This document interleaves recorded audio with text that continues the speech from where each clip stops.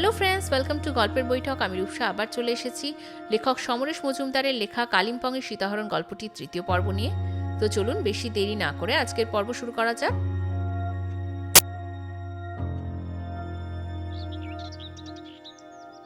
ব্রেকফাস্টের এঁটো প্লেট ডিশগুলো লোকটা সরিয়ে নিয়ে যাওয়ার পর অর্জুনের মনে হলো যে এবার বাঙ্ক বইটা একটু শেষ করা দরকার।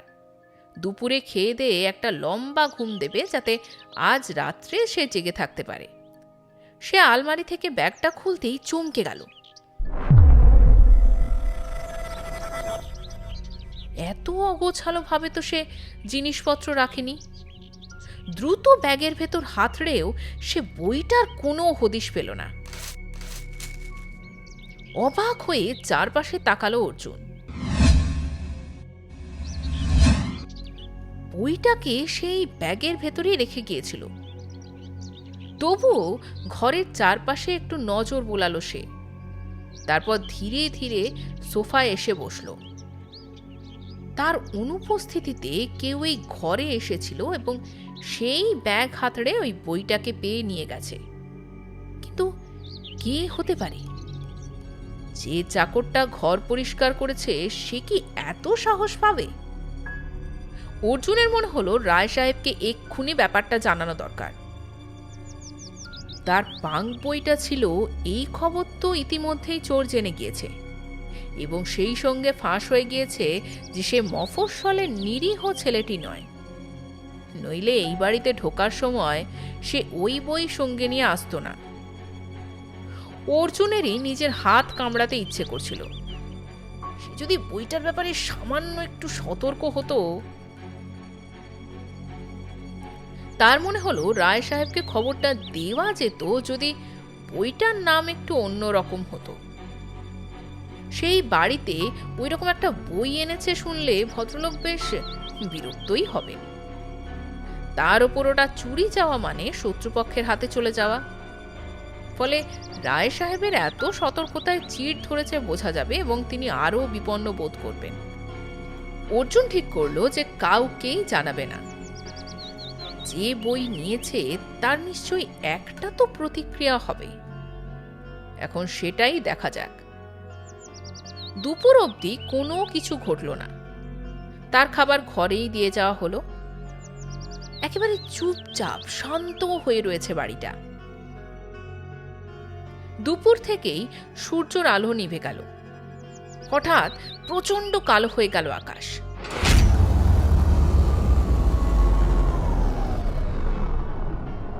ঘরের আলো সরে গেছে। একটু আলো জ্বাললে ভালো হয়। অর্জুন বিছানায় শরীর এলিয়ে দিল।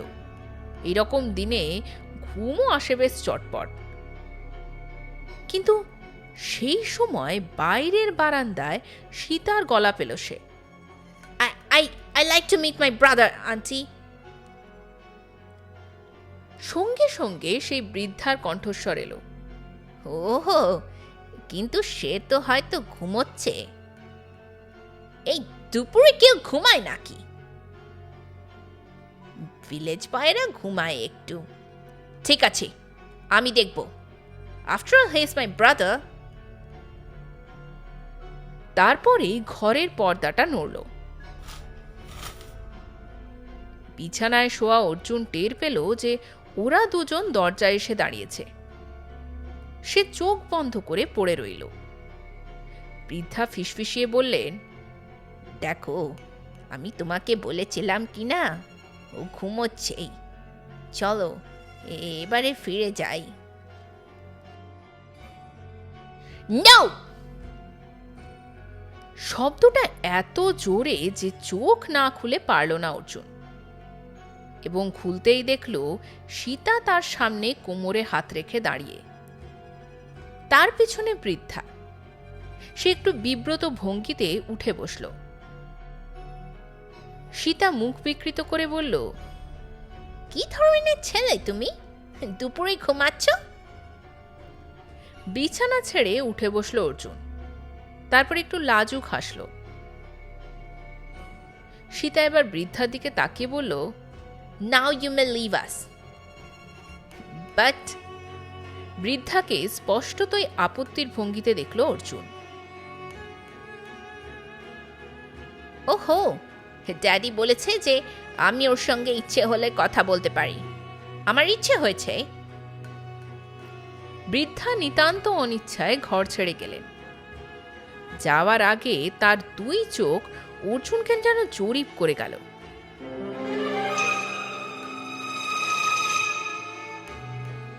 এবং তখনই পৃথিবী কাঁপিয়ে বাজ পড়ল কালিম্পংয়ের আকাশ থেকে।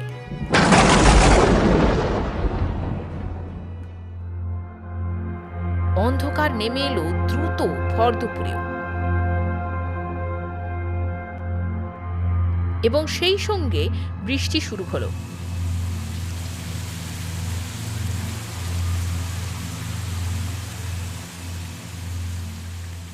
একটু অস্বাভাবিক পায়ে সীতা জানালার কাছে পৌঁছে বলল, ফ্যান্টাস্টিক। জলের গতি উল্টো দিকে হওয়ায় ভেতরে ছাঁট আসছে না। অর্জুন ঠিক বুঝতে পারছিল না যে সে করবেটা কি। একজন ভালো সত্যসন্ধানী এই অবস্থায় কি আচরণ করত? হঠাৎ ঘুরে দাঁড়ালো Sita. Now you tell me, why you? মানে? হকচকিয়ে গেল অর্জুন। জানালার গায়ে সীতা আর তার পিছনে সাদা বৃষ্টির ধারা। ইটস সিম্পল, তুমি আমার ভাই নাও। কে বলল তোমাকে? ড্যাডি বলেছে যে তুমি ভিলেজে থাকো, সেখানকার কলেজে পড়ো, শাই আর আজমাট। কিন্তু এর কোনোটাই সত্যি নয়। ড্যাডি আমাদের কখনোই বলেনি যে তার ভাইপো আছে। হঠাৎ পরশু কোথায় গিয়ে তোমাকে নিয়ে হাজির করলো। No, you're not my brother. কথা বলতে বলতে সীতা সোফার গায়ে এসে হেলান দিল। কি করে মনে হলো তোমার ড্যাডির কথা মিথ্যে? আনস্মার্ট ছেলে হলে তো হাউন্ডের পিঠে হাত দিতে না। You know the tricks. স্পষ্ট তাকালো সীতা। এবং তুমি জানো যে আমি কে? মানে? ওই বইটা তুমি কোথায় পেলে?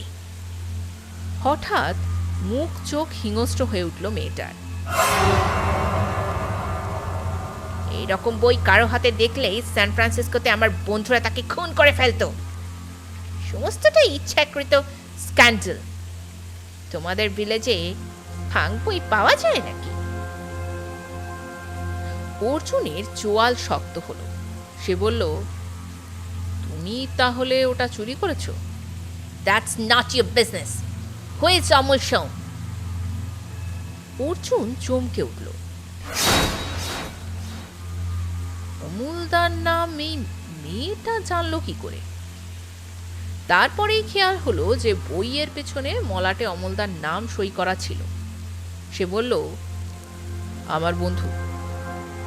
হঠাৎ পকেটে হাত ঢুকিয়ে সীতা সিগারেটের প্যাকেট আর দেশলাই বার করলো।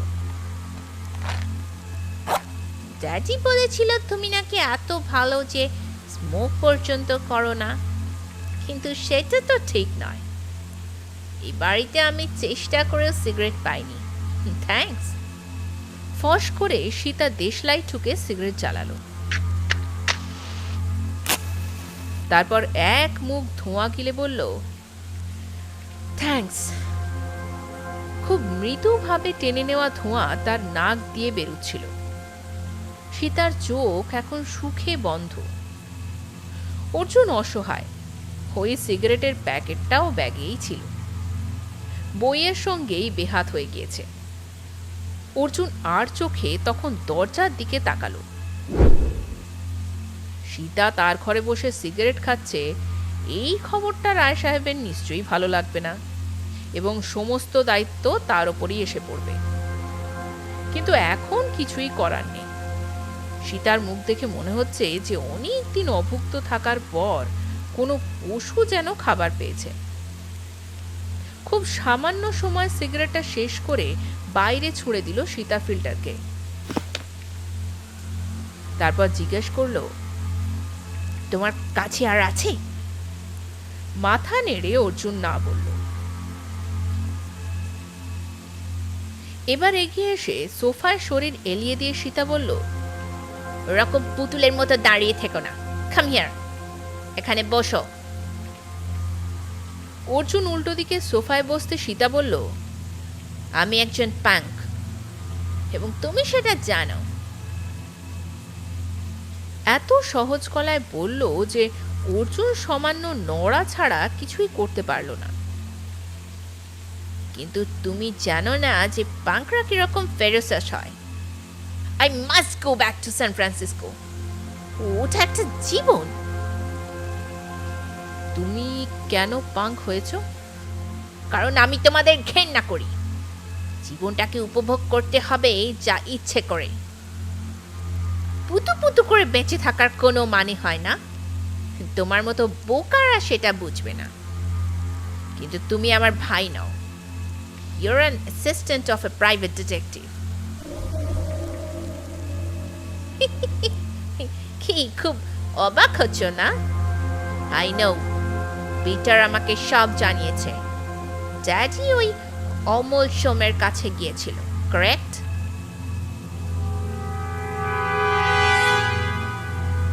অর্জুন মাথা মুন্ডু কিছুই বুঝতে পারছিল না। এতখানি সত্যি সীতা কি করে বলছে? এই বাড়ির দোতলা থেকে তো সে কখনোই নামেনি এর মধ্যে। আর এই বাড়িতে অর্জুনের 24 ঘন্টাও কাটেনি, অথচ সীতা সব জেনে গেল কি করে? আর এই পিটারটাই বা কি? সীতা বলল, আমি যদি পিটারকে বলি তোমার ব্যাগে পাঙ্ক পাওয়া গেছে, he will simply kill you. Peter এর আগে 7টা খুন করেছে। বাট ইউ টেল মি, এসব কথা সত্যি কি না? তুমি তোমার ড্যাডিকে জিজ্ঞাসা করছো না কেন? ফুল, ড্যাডি জানতে পারলে এই মুহূর্তে তোমাকে চলে যেতে বলবে। কিন্তু আমার তো কোনো লাভ হবে না। পিটারের সঙ্গে আমার যোগাযোগের পথটাও বন্ধ হয়ে যাবে। তাহলে তুমি স্বীকার করছো ইনফরমেশনগুলো সব সত্যি? Well, leave this place immediately. কিন্তু কেন? আমি তো তোমার কোনো ক্ষতি করিনি। I hate spies. কিন্তু আমি কিন্তু তোমার উপকারই করতে চাই। ইজ ইট?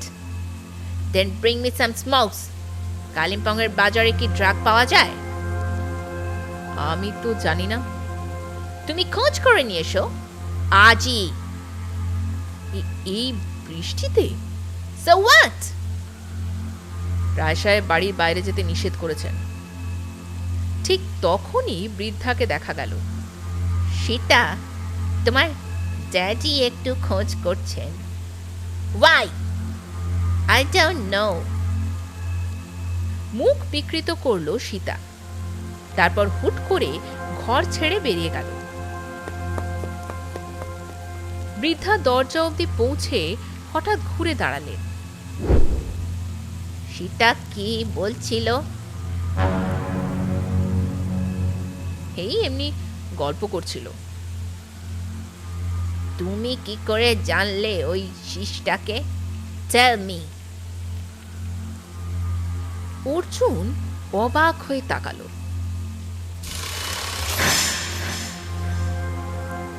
এই মুহূর্তে বৃদ্ধাকে অনেকটা সাপের মতো দেখাচ্ছে। আমি বইয়ে পড়েছি। কথাটা শেষ হওয়া মাত্র বৃদ্ধা আর দাঁড়ালেন না। তারপর শুধুই বৃষ্টির শব্দ, মাঝে মাঝে হাওয়ার বেগ এবং ঘর অন্ধকার করে বসে থাকা ছাড়া আর কিছুই নেই।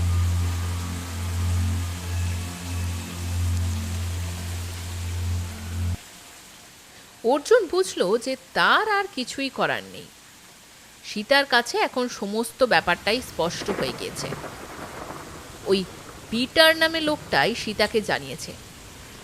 কিন্তু জানালোটা কি করে? কাল রাত্রে যে এসেছিল সে কি পিটার? সে কি খবরটা দিয়ে গিয়েছে? যদি খবর দিতে পারে তো সীতাকেও নিয়ে যেতে পারত। মাথা মুন্ডু কিছুই বুঝতে পারছিল না সে। কিন্তু আর এই বাড়িতে থাকার কোনো মানে হয় না। নিজের পরিচয় স্পষ্ট হয়ে যাওয়ার পর সে তো কোনো কাজই করতে পারবে না। কিন্তু সেই সঙ্গে তার খুব খারাপ লাগছিল। অমল সোমের কাছে সে মুখ দেখাবে কি করে? নিজের পরিচয় লুকিয়ে রাখার ক্ষমতা যার নেই, সে বড় গোয়েন্দা হবে কি করে? অমল সোম নিশ্চয়ই খুব বিরক্ত হবেন। কিন্তু তা হলেও এইভাবে 4 দিন বসে থাকার তো কোনো মানে হয় না। আর ঠিক তখনই দরজায় রায় সাহেবকে দেখা গেল। শোনো, আমি একটু আগে মেসেজ পেলাম, তোমাকে এক্ষুনি মিস্টার পত্রনবিসের বাড়িতে চলে যেতে বলা হয়েছে। আমি তো মাথা মুন্ডু কিছুই বুঝতে পারছি না। কে কে পাঠিয়েছেন মেসেজ? মিস্টার পত্রনবিস। অর্জুন অবাক চোখে তাকালো।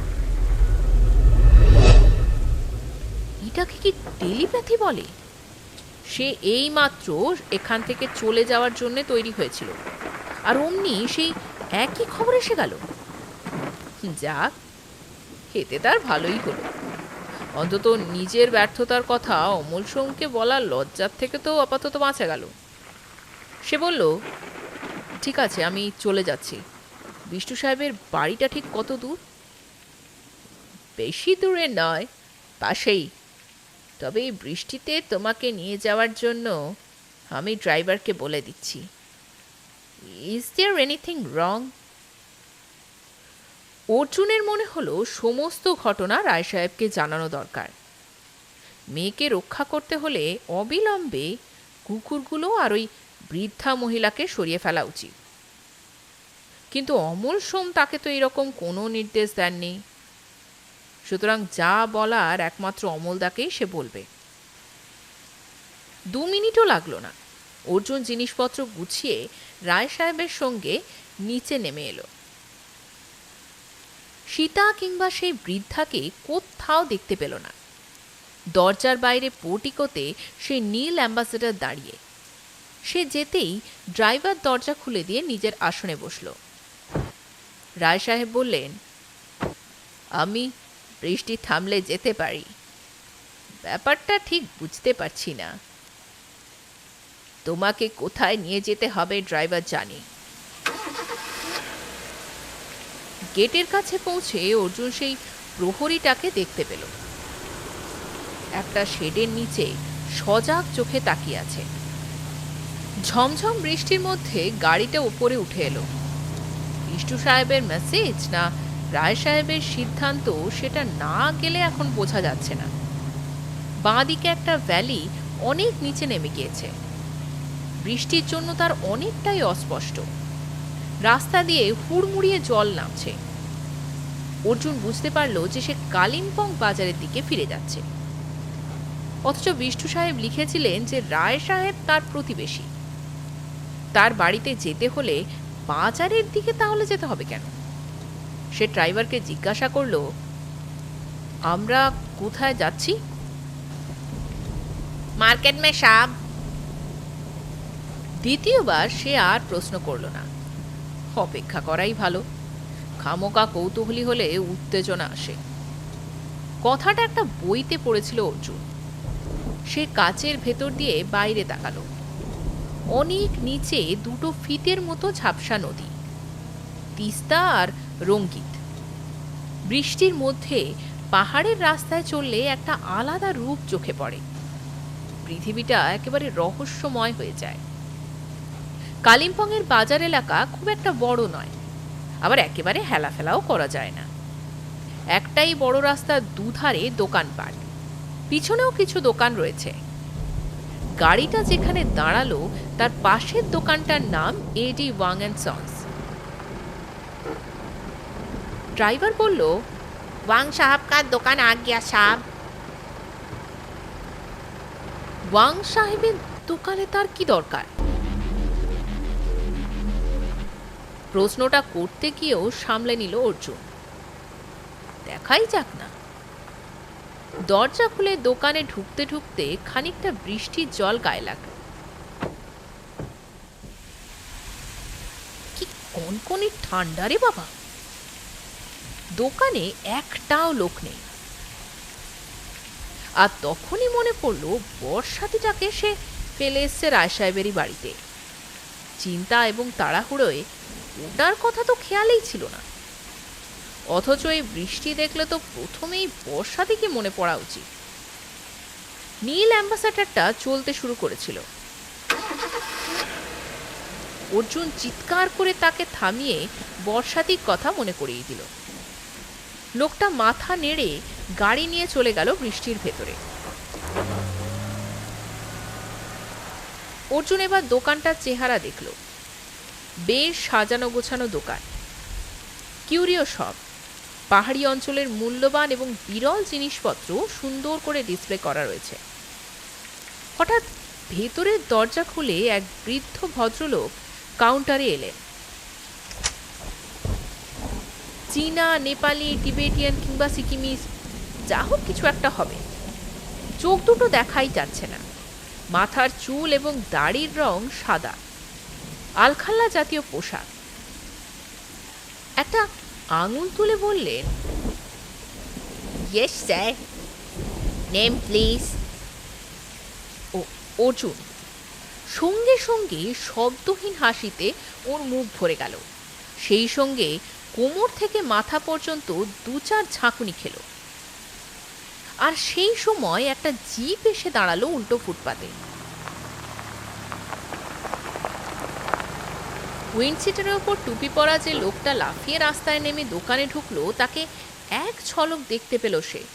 টকটকে লাল রং। সঙ্গে সঙ্গে তার মনে লেভেল ক্রসিং এর স্মৃতি চমকে উঠল।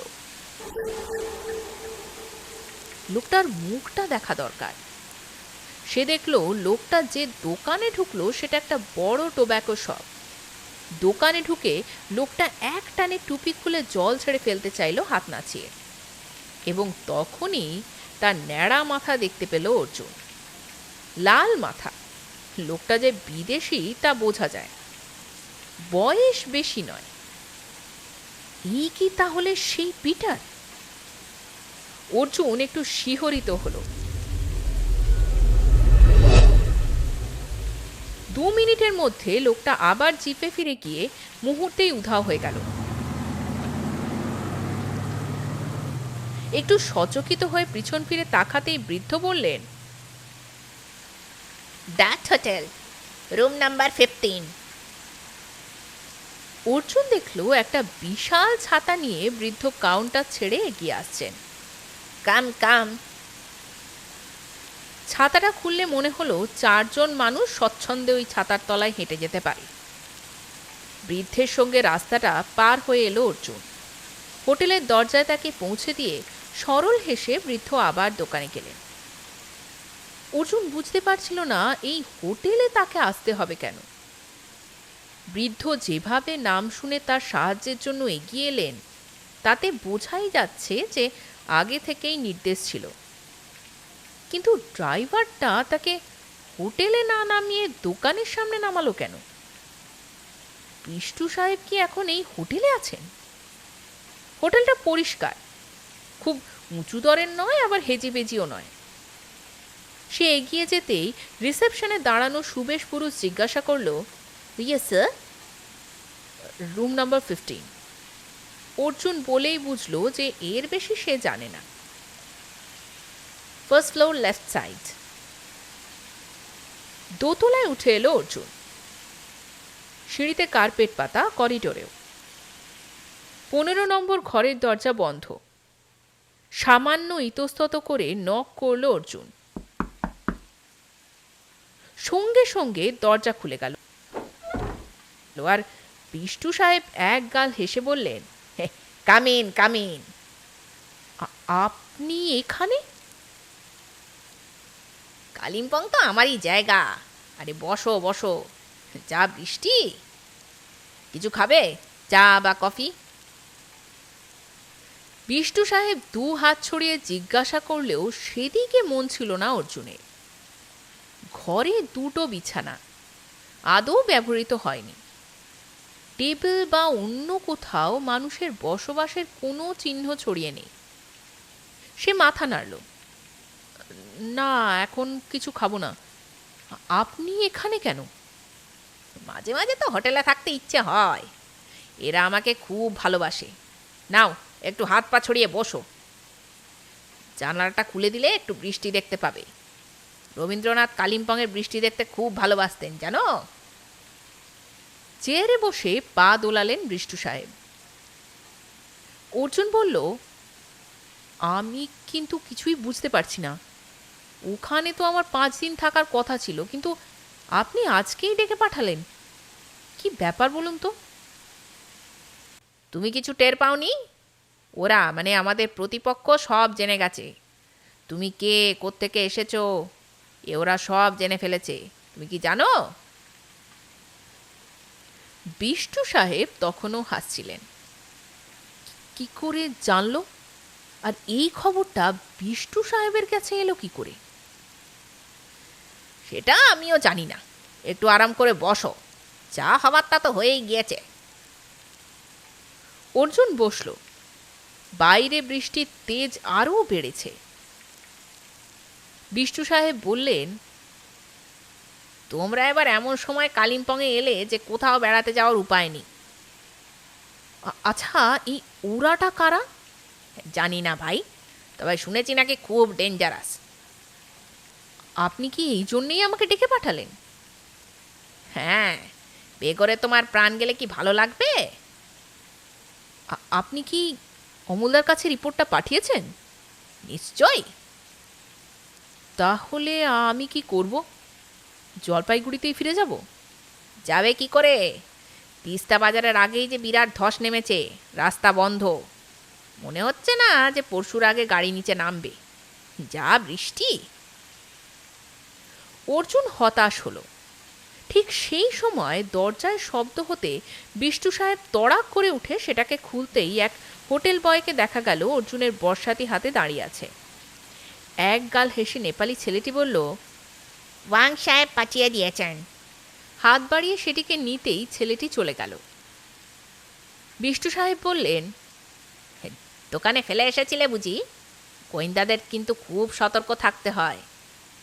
কিন্তু ওয়াং খুব ভালো লোক, আমার বন্ধু। আমি ওর কাছ থেকে মাঝে মাঝে বিরল জিনিস কিনি। অর্জুনের কিছুই ভালো লাগছিল না। সে উঠে দাঁড়িয়ে বলল, আমি একটু ঘুরে আসি। কোথায় যাচ্ছ? বাইরে যে ভীম বেগে জল ঝরছে। বর্ষাতিটা দেখে অর্জুন বলল, এটা তো আছেই, ঘণ্টাখানেকের মধ্যেই ফিরব। বিষ্টু সাহেব বোধহয় আপত্তি জানাতে যাচ্ছিলেন, কিন্তু তার আগেই দ্রুত ঘর ছেড়ে বেরিয়ে এলো অর্জুন। কোথাও যাওয়ার নির্দিষ্ট ভাবনা মাথায় নেই।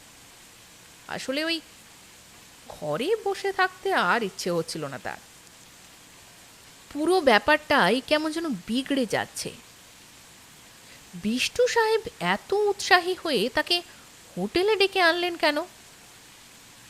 এটা সম্ভব যে রায় সাহেব ওকে জানিয়েছেন অর্জুনের পরিচয় আর গোপন নেই। হয়তো সীতাই তার বাবাকে বলেছে সে কথা।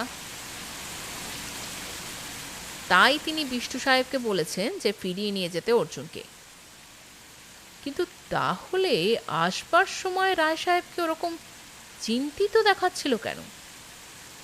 সেটা কি ওর অনুমান? বর্ষাতিতে মাথা এবং শরীর ঢেকে অর্জুন রাস্তায় নেমে এলো। ওপর থেকে নিচে চলে গিয়েছে চওড়া রাস্তা, দুপাশে দোকান। বৃষ্টির জল ঝর্ণার মতো ধেয়ে যাচ্ছে নিচে। বর্ষাতি পরে বৃষ্টিতে হাঁটতে দারুণ লাগে। সূর্য নেই, বেলাও পড়ে এলো। এখনই বেশ সন্ধে সন্ধে। রাস্তায় সেরকম লোকজনও নেই। অর্জুন হাঁটতে হাঁটতে টোব্যাকোর দোকানে চলে এলো। একটি অল্প বয়সী সুন্দরী মেয়ে কাউন্টারে বই পড়ছিল। সিগারেট ছাড়াও তামাক, চুরুট এবং পাইপ বিক্রি হয় এখানে। প্রচুর স্টক। মেয়েটি ওকে দেখে হাসল। সঙ্গে সঙ্গে একটা মতলব এসে গেল মাথায়। অর্জুন বলল, আমাকে মিস্টার পিটার পাঠিয়েছেন। উনি কি দোকানে কিছু ফেলে গেছেন? পিটার? কি পিটার? মেয়েটি বিস্মিত। আপনার দোকানে এসেছিলেন না কিছুক্ষণ আগে, জিপ চালিয়ে? ওহো, সেই আমেরিকান ভদ্রলোক, ন্যাড়া মাথা, ওর নাম পিটার নাকি? অর্জুন মাথা নাড়ল। ওর ভয় ভয় হলো মেয়েটা লোকটাকে কতটা চেনে। বেশি চিনলেই সে মুশকিলে পড়বে। মেয়েটিকে কিন্তু দ্বিধাগ্রস্ত দেখালো। আমাকে তো বলেছিল ওর নাম জন, পাসপোর্টেও তো যেন তাই লেখা আছে। আপনি পাসপোর্ট দেখেছিলেন?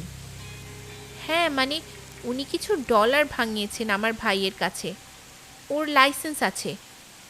অবশ্য আমার ভুলও হতে পারে। হ্যাঁ, কি বলছিলেন যেন? ওহো না, উনি তো কিছু ফেলে যাননি। মেয়েটি চারপাশে তাকালো। অর্জুনও হাফ ছেড়ে বাঁচল। হো, ঠিক আছে, আমি ওকে সে কথাই বলছি। দোকান ছেড়ে বৃষ্টিতে নামতেই পিছন থেকে ডাকলো মেয়েটি।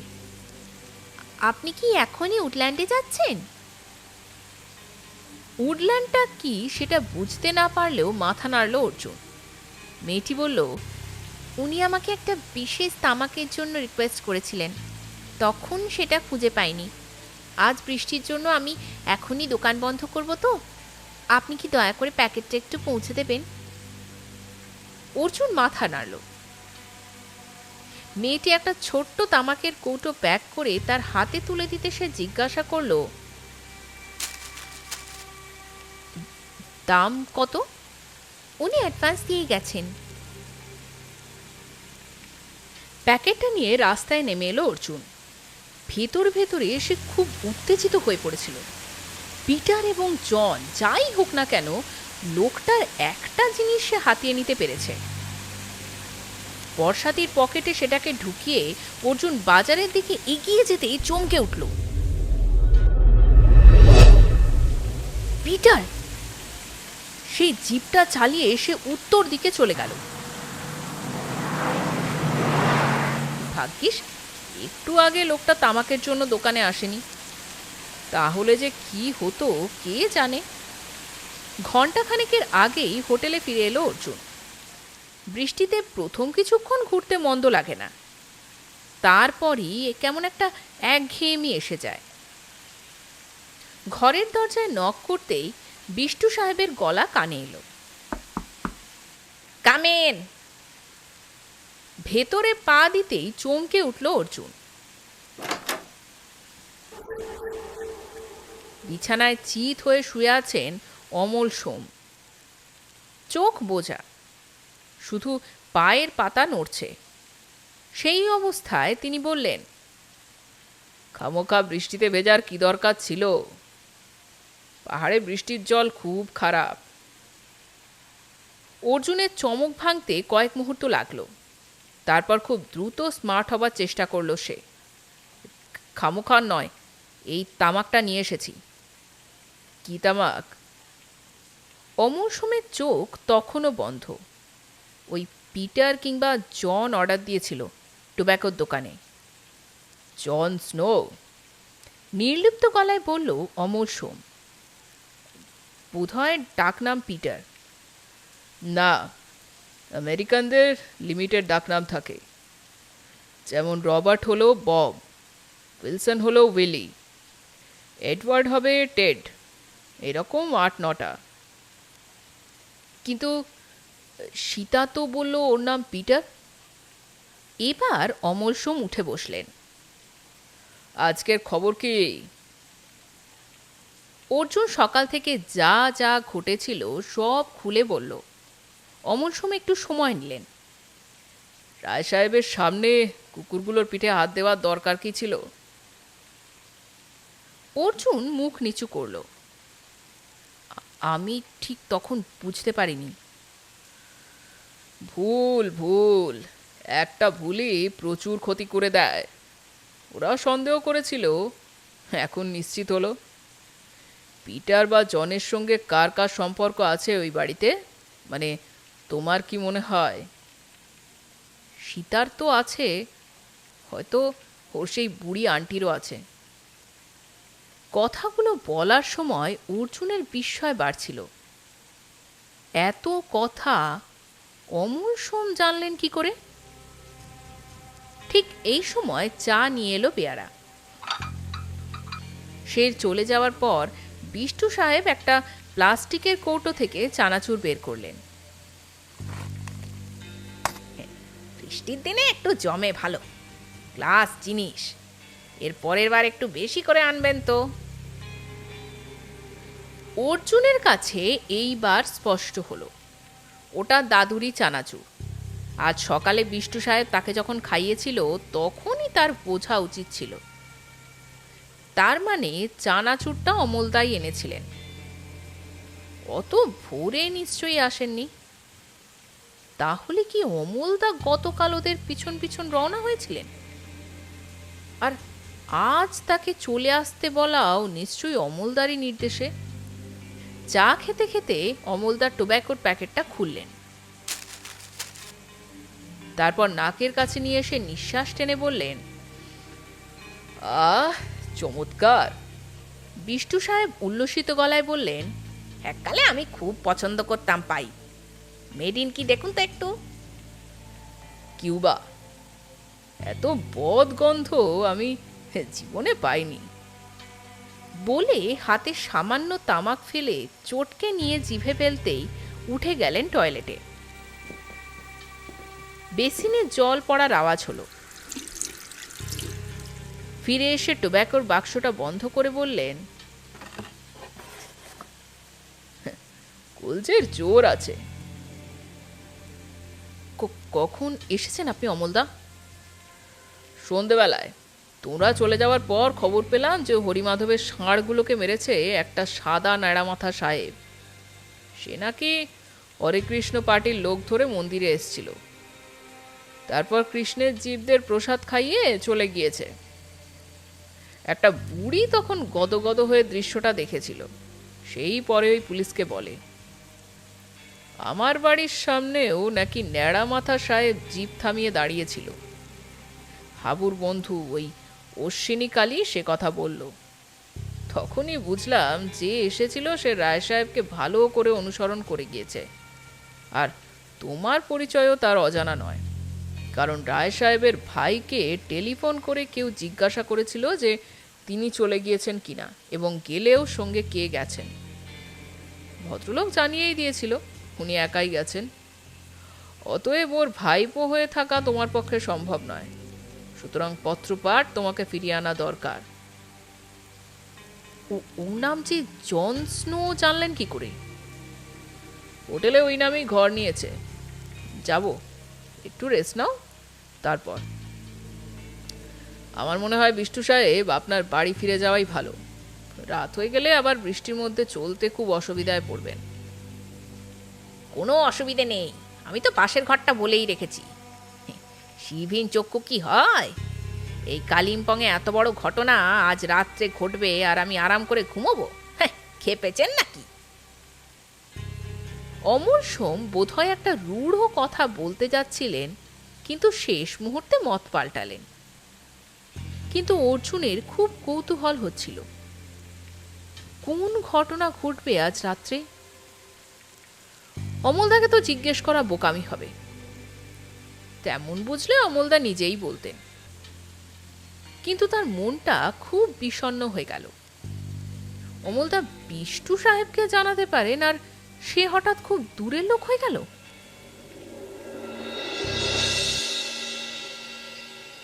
মাঝখানে বৃষ্টি থেমেছিল। আজ কালিম্পংয়ে লোডশেডিং। খুটখুটে অন্ধকার শহরটায় নেমেছে।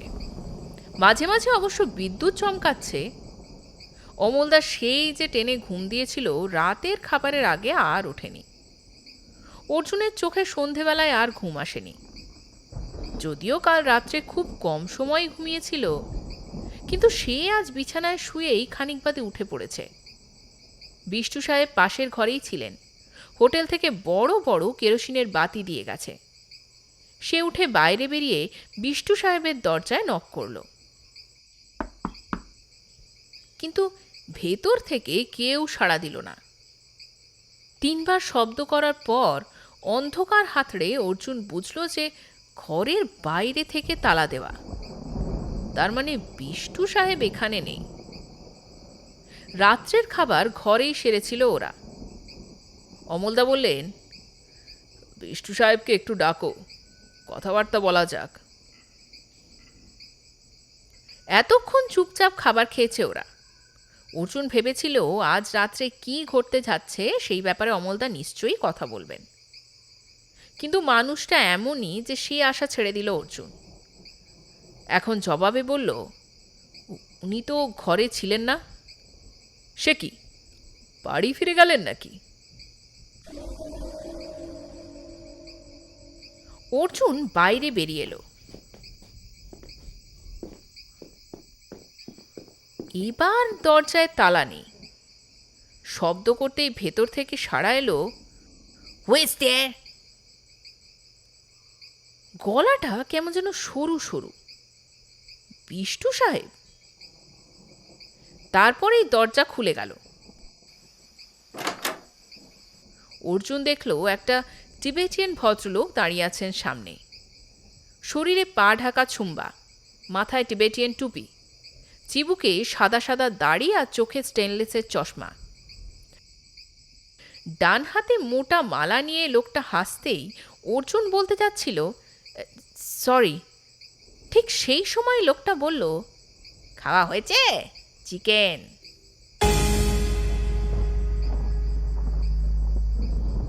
চমক কাটতেই অর্জুন হেসে বলল, আরে আপনি?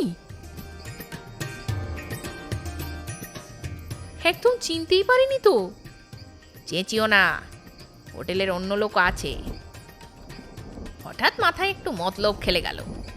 ওয়াংয়ের কাছে গিয়ে এগুলো ধার করে নিয়ে এলাম। আর এই ফৌজদারিটা আমার কালেকশন। তোমরা তো কিছুতেই এখানে চেম্বার খুলবে না।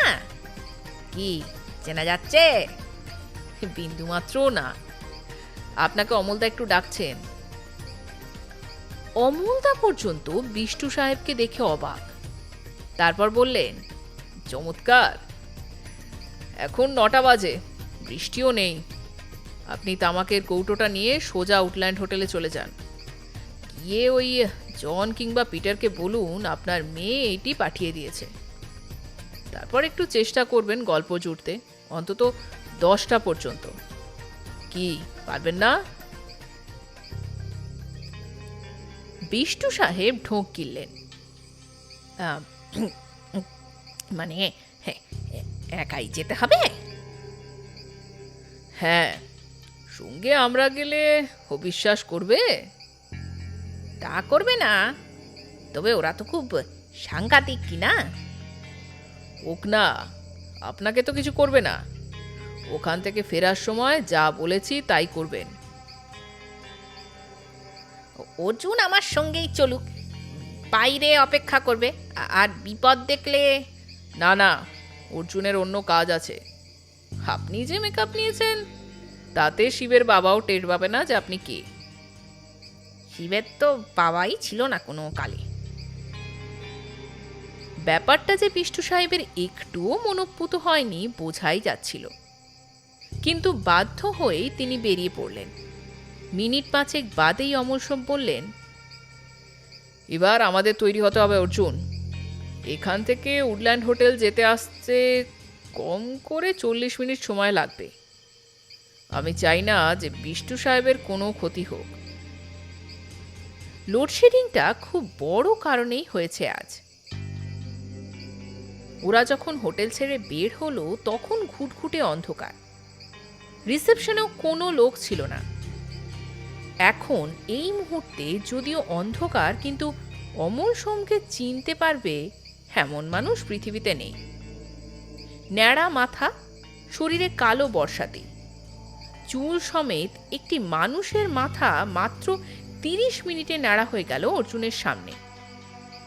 যতক্ষণ অমলদা মেকআপ নিচ্ছিলেন ততক্ষণ তার কাজ ছিল শীষ দিয়ে যাওয়া। ঠোঁট সরু করে সেই সুরটি আধ ঘন্টা ধরে বাজাতে হয়েছিল তাকে। মাঝে মাঝে জিভে ব্যথা হয়েছে, দমও ফুরিয়েছে, কিন্তু থামেনি। মেকআপ শেষ করে অমলদা বলেছিলেন, গুড, হোটেল ছেড়ে বেশ কিছুটা এগিয়ে রাস্তার বাঁকে একটা কাঠের দোতলা বাড়ি। বাড়িটার সামনে দাঁড়িয়ে অমল সোম চাপা গলায় বললেন, এটা ওয়াংয়ের বাড়ি। ভারী ভালো মানুষ। জিপে উঠে পড়ো। কার জিপ? ওয়াংয়ের। আমি চাবিটি নিয়ে রেখেছি। হেডলাইট চলতেই ঘুমন্ত শহরটা দেখা গেল।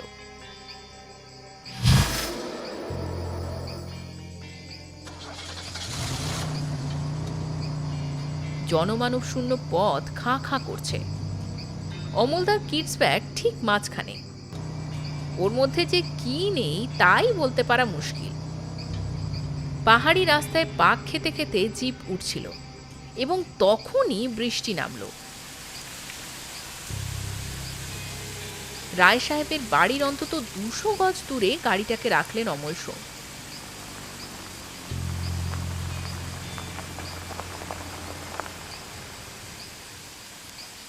এখানে রাস্তা সামান্য চওড়া, ডান দিকে একটু ঢুকে গেছে। গাড়িটাকে সেখানে রেখে বড় রাস্তা থেকে নজর করা যাবে না। এখন জলের ফোঁটা আরো মোটা হয়েছে। আলো নিভিয়ে ইঞ্জিন বন্ধ করে স্টিয়ারিংয়ে হাত রেখে অমল সোম বললেন, আমাদের আজ মিথ্যাচরণ করতে হবে। কাল রাতে জন এসেছিল 1টা নাগাদ। ও ভেতরে ঢুকেছে তারও অনেক পর। আমার মনে হয় আজ ভোরের আগেই আসবে, কারণ মাঝরাত্রে জিপ চালিয়ে ওর পক্ষে নিচে যাওয়ায় খুব ঝুঁকি থাকবে। নিচে যাবে কি করে? রাস্তাতে তো ধস নেমে বন্ধ হয়ে গিয়েছে। অমল সোম চট করে মুখ ফেরালেন। আরে, কথাটা তো একদম মনে ছিল না আমার। ইস, তাহলে তো জন এদিকে আজ নাও আসতে পারে। কাল তো এদিকে এসেছিল। কাল এসেছিল খবর দিতে। আজ আসবে ভেবেছিলাম নিয়ে যেতে। ভালোই হলো, নিশ্চিন্তে একটু কাজ করা যাবে। বৃষ্টির মধ্যেই ওরা নিচে নামলো। ওয়াটারপ্রুফের তলায় সোয়েটার থাকা সত্ত্বেও অর্জুন কেঁপে উঠল। তারপর অমল সোমের সঙ্গে পা ফেলে বড় রাস্তায় চলে এলো ওরা। চারপাশে কোনো প্রাণীর শব্দ নেই, কোনো গাড়ি আসছে না এই রাস্তায়। একপাশে পাহাড় আর জঙ্গল, দূরে কিছু বাংলো প্যাটার্নের বাড়ি। অমল সোম বললেন, কি কেমন লাগছে? এবার পুলিশে খবর দেননি না? না, করের কেলেঙ্কারি বাইরে যাক, রায় সাহেব সেটা চান না। যদি আমরা ব্যর্থ হই তাহলে বিষ্টু সাহেব তো রইলেনি পুলিশকে সব জানানোর জন্য। ওরা হাঁটতে হাঁটতে একটা মোড়ে এসে দাঁড়ালে অমল সোম জিজ্ঞাসা করলেন, সোজা নেমে গেলে বাংলোর গেট, তাই না? অর্জুন মাথা নাড়ল। অমলদা হঠাৎ ডান দিকে নেমে পড়লেন। নেমে বললেন, সাবধানে এসো, চোখ আছে কিন্তু। জোঁক বস্তুটার সঙ্গে খুঁটিমারি রেঞ্জে গিয়েই পরিচিত হয়েছিল অর্জুন। একবার ধরলে ছাড়ানো মুশকিল। কিন্তু অমলদা এদিকে যাচ্ছেন কোথায়? পথ নেই, জঙ্গল সরিয়ে পথ করে নিতে হচ্ছে। গাছের গায়ে জমে থাকা জল ছিটিয়ে পড়ছে সর্বাঙ্গে। তার উপর সাপের ভয় তো আছেই। একসময় ওরা সেই পাঁচিলটার কাছে পৌঁছে গেল। আকাশে আজ এক ফোঁটাও আলো নেই, কিন্তু ঝাপসা বাংলো বাড়ি কিংবা প্রাসাদটাকে দেখা যাচ্ছে। কোনো ঘরে আলো জ্বলছে না। পাঁচিলটা এখানে বুক অবধি, তার উপর কাঁটা তার লাগানো। চাপা গলায় অমল সোম বললেন, আমরা এখানেই অপেক্ষা করব, ওই ঝাঁকড়া গাছটার নিচে চলো। ঠিক সেই সময় চাপা গর্জন কানে এলো।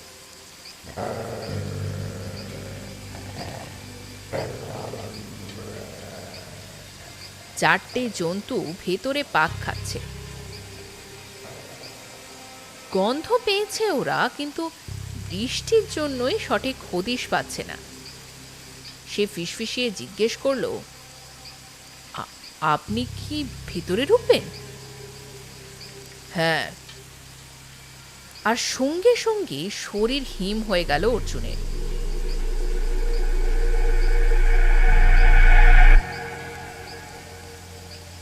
আজ সকালবেলা খাঁচার বাইরে নিরপেক্ষ থেকে সে যা করেছিল তাতে অনেকটাই মজা ছিল।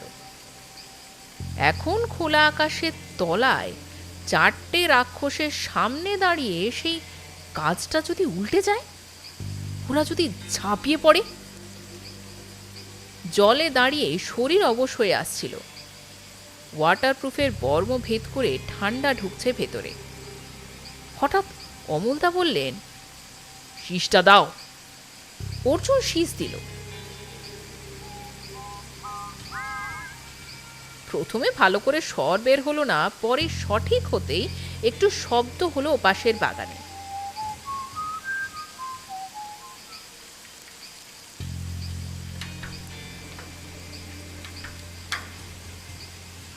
এবং তারপরেই জানোয়ার চারটে উদয় হলো সামনে। উৎকীর্ণ হয়ে ওরা শীষ শুনছিল।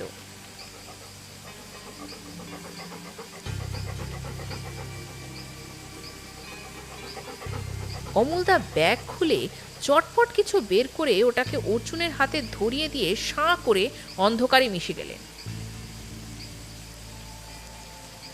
অর্জুন সমানে সুরটা বাজাচ্ছিল। কুকুরগুলো নড়ছে না, এবং তার কিছুক্ষণ বাদেই আরেকটা শীষ শুনতে পেয়ে অর্জুন থেমে গেল। কুকুরগুলো ছুটে গেল ওপাশে।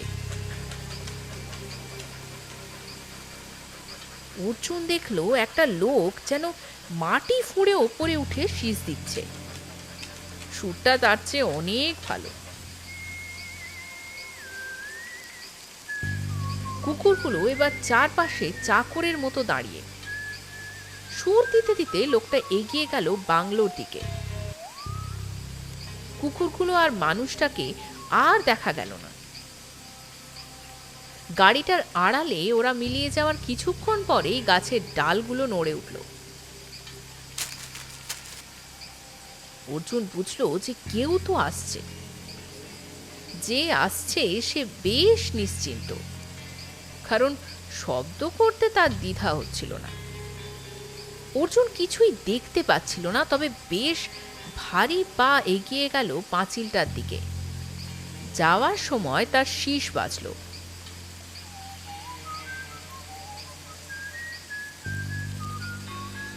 সেই সুর এবং স্পষ্ট। তারপরেই অর্জুন লোকটাকে দেখতে পেল। মাটি ফুঁড়ে সে বাগানে যেন উঠে দাঁড়িয়ে অবাক হয়ে শীষ দিচ্ছে। বোধহয় কুকুরগুলোকে দেখতে না পেয়ে সে কিছুটা হতভম্ব।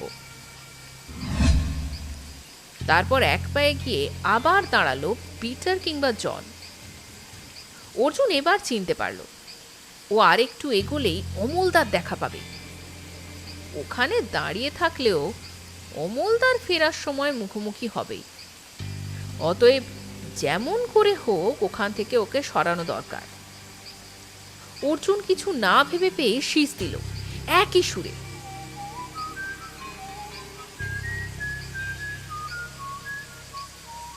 সঙ্গে সঙ্গে লোকটা ঘুরে দাঁড়ালো। ভীষণ চমকে উঠেছে সে। শীষটা কোত্থেকে আসছে ঠাহর করতে চাইল। তৎক্ষণাৎ চুপ করে গেল অর্জুন। পকেট থেকে কিছু একটা দ্রুত বের করে লোকটা এগিয়ে এলো পাঁচিলের দিকে। অর্জুন গাছের সঙ্গে মিশিয়ে ফেলল নিজেকে। কিছুক্ষণ দাঁড়িয়ে লোকটা বাংলোর দিকে ফিরে আবার শীষ দিতেই অর্জুনও শীষ দিল।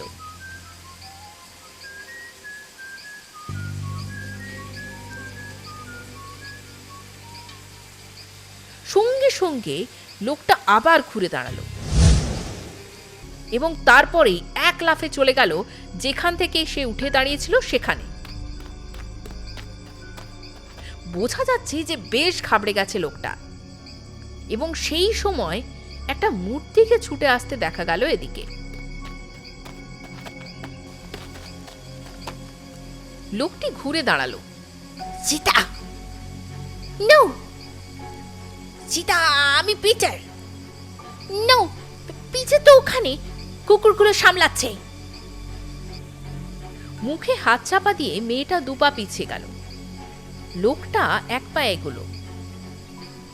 কি যাতা বলছো? আমাকে তুমি চিনতে পারছো না?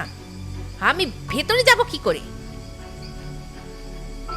মেয়েটি এতক্ষণে বোধহয় ধাতস্থ হলো।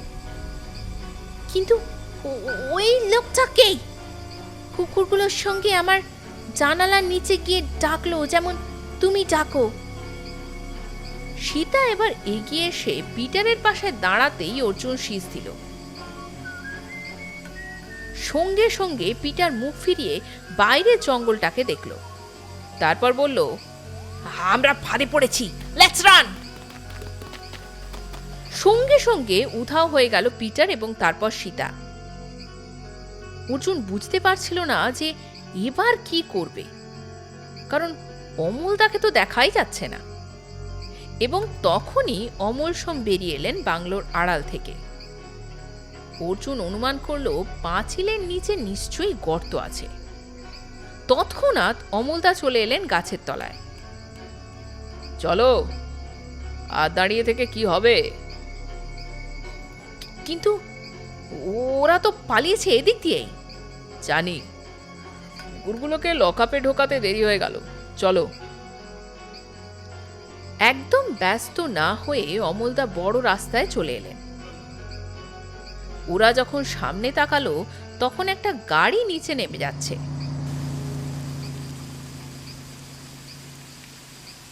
বৃষ্টিতেও তার আলো দেখা যাচ্ছিল। অর্জুন উত্তেজিত হয়ে বলল, অমলদা, তুমি তো বললে ধস নেমে পথ বন্ধ হয়ে গিয়েছে, তাই না? নিরুদ্বেগ পায়ে ওরা গিয়ে জিপে উঠল।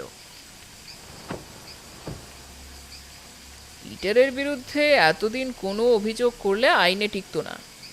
যে কোনো বিদেশি এখানে আসতে পারে অনুমতি নিয়ে, কিন্তু সঙ্গে অস্ত্র রাখতে পারবে না।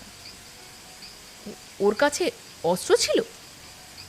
সেটা এইমাত্রই জানতে পারলাম। রায় সাহেবের মেয়েকেও ইলোপ না করা পর্যন্ত কোনো চার জানা যেত না। আর আজ সে এসেছিল সীতাকে জানাতে। দুদিন অপেক্ষা করতে হবে পালানোর জন্য, কিন্তু পরিস্থিতির চাপে ওকে আজই সীতাকে নিয়ে যেতে হলো। চলো থানায় যাই। অমলদা জিপটাকে চালু করলেন।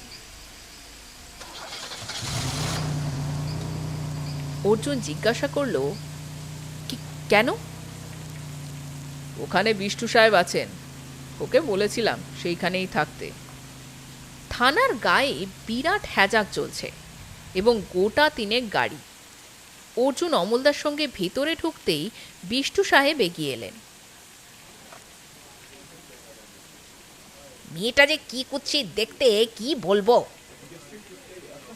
অমলদা বললেন, ওসি কোথায়? ভেতরে, ঠিক বাজারের মুখেতেই ওদের ধরে ফেলা হয়েছে। দুবার গুলি চালিয়েছিল, একটা আমার ঠিক কান ঘেঁষে। মাথায় হাত বোলালেন বিষ্টু সাহেব। গুলি করে উন্ডেট করতে ধরা দিল। এই সময় ওসি বাইরে বেরিয়ে আসতেই বিষ্টু সাহেব পরিচয় করিয়ে দিলেন। ভদ্রলোক বললেন, আপনার নাম শুনেছি, সেই দূরবীন দাঁড়ার কেসটা তো? কিন্তু মশাই, মেয়েটি তো কিছুতেই স্বীকার করছে না যে ওকে ইলোপ করা হয়েছিল। কেসটা তো টিকবেই না। নিশ্চয়ই পিটার গুলি চালিয়েছে, হত্যা করতে চেয়েছিল। বেআইনি আর্মস তো রেখেছিল, এটাই যথেষ্ট। মেয়েটিকে ওর বাড়িতে পাঠিয়ে দিন। আপনার কেস পিটারের বিরুদ্ধে, মেয়েটির উল্লেখ না করলেই হলো। ওসি ব্যাপারটা বুঝতেই পারলেন, হেসে বললেন, হ্যাঁ ঠিক আছে ঠিক আছে, রায় সাহেবকে বলবেন আমাদের কথা একটু মনে রাখতে। ওর নির্দেশে একজন সেপাই সীতাকে নিয়ে আসতেই চমকে উঠল অর্জুন। মাথায় চুল নেই। সকালে যে লম্বা চুল দেখেছে সেটা কি পরচুল? এখন কানের ওপর থেকে অনেকখানি দুপাশে কামানো। শুধু মাঝখানে সরু ছাঁটা চুল কুৎসিত করেছে মুখটাকে। অর্জুনকে দেখা মাত্রই তার মুখটা বিকৃত হয়ে গেল, থুক করে থুতু ফেলল। সেপাইটা যখন তাকে জোর করে বাড়ির দিকে নিয়ে যাচ্ছিল, তখন অর্জুনের সামনে সেই ছবিটা ভেসে উঠল। পাঙ্ক বইটার রঙিন প্রচ্ছদের মেয়েটি যেন এই মাত্র হেঁটে গেল তার সামনে দিয়ে।